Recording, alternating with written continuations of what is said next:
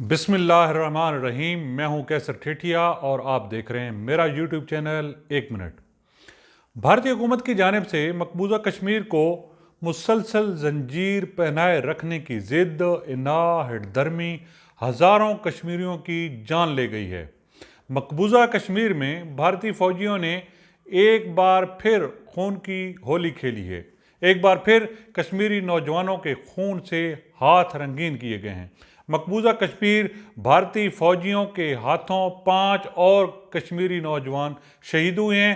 بھارت کے غیر قانونی زیر قبضہ جموں کشمیر میں بھارتی فوجیوں نے اپنی ریاستی دہشت گردی کی تازہ کارروائیوں کے دوران آج ضلع کولگام میں 5 اور کشمیری مسلمان نوجوانوں کو شہید کر دیا ہے۔ کشمیر میڈیا سروس کے مطابق فوجیوں نے نوجوانوں کو ضلع کے علاقے پمبئی اور گوپال پورہ میں تلاشی اور محاصرے کی کارروائیوں کے دوران شہید کیا۔ آخری اطلاعات ملنے تک علاقے میں فوجی کارروائی جاری تھی۔ ادھر بھارتی پولیس نے جموں سے 3 نوجوانوں کی گرفتاری کا بھی دعویٰ کیا ہے۔ گرفتار کیے گئے نوجوانوں کی شناخت فیاض احمد، عمر فاروق اور معظم پرویز کے طور پر ہوئی ہے۔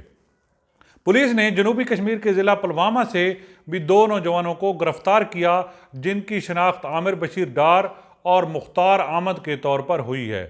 بھارت کے غیر قانونی زیر قبضہ جموں کشمیر میں بھارتی فوجیوں کے ہاتھوں شہید ہونے والے کشمیری شہریوں شہید الطاف احمد بٹ اور شہید ڈاکٹر مدثر گل کے اہل خانہ نے سری نگر کے علاقے حیدر پورہ میں مشل بردار احتجاجی مظاہرہ کیا۔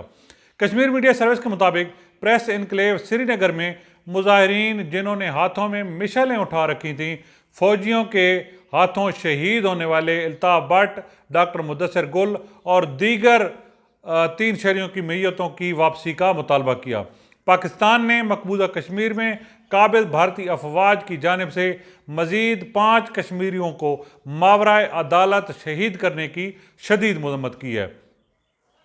پاکستان نے کہا کہ بھارت کشمیریوں کی اپنی اور مقامی جدوجہد کو منظم جبر و استبداد، مظالم اور طاقت کے بہیمانہ استعمال سے دبا نہیں سکتا۔ ترجمان دفتر خارجہ نے کہا کہ 1 اکتوبر 2021 سے اب تک بھارتی قابض افواج جیلی مقابلوں اور نام نہاد تلاشی و چھاپوں کی کارروائیوں میں کم از کم 25 کشمیریوں کو شہید کر چکی ہے۔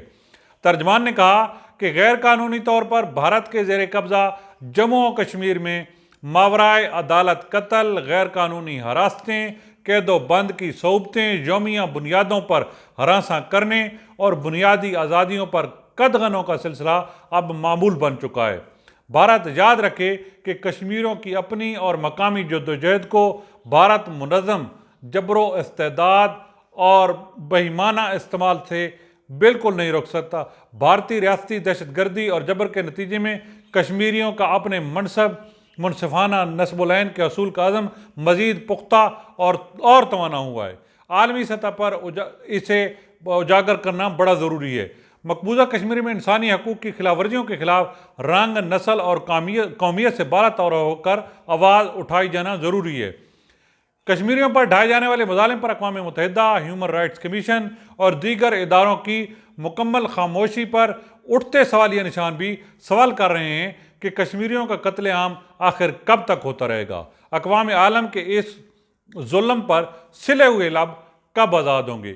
کشمیری عوام کو ان کی خواہشات کے مطابق کب حق خود ارادیت ملے گا؟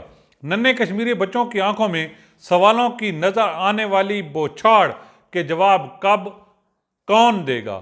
بھارتی فوجیوں کی درندگی جس نے کشمیریوں کی زندگی اجیرن کر رکھی ہے، جہاں بہنوں بیٹیوں کی عصمت دری کی جا رہی ہے، کیا پوری امت مسلمہ سے کوئی محمد بن قاسم ان کی پکار کو سن پائے گا؟ بہت بہت شکریہ، مہربانی۔